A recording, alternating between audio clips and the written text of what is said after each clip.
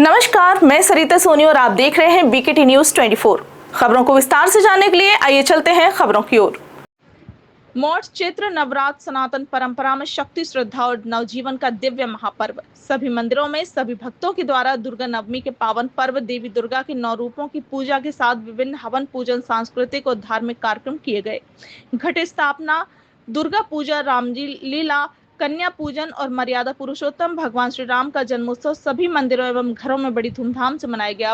वहीं राज मंदिर अंदर किला समथर में बुंदेलखंड के सुप्रसिद्ध गायक कलाकार प्रमोद कुमार खरे आचार्य तथा उनकी समस्त टीम के द्वारा बहुत ही सुंदर कार्यक्रमों का आयोजन किया गया। सभी जगह माता रानी के जवारों की बहुत सुंदर झांकी के दर्शनों की लगी माता भक्तों की भारी भीड़। आइए देखते हैं प्रभाकांत मिश्रा की रिपोर्ट।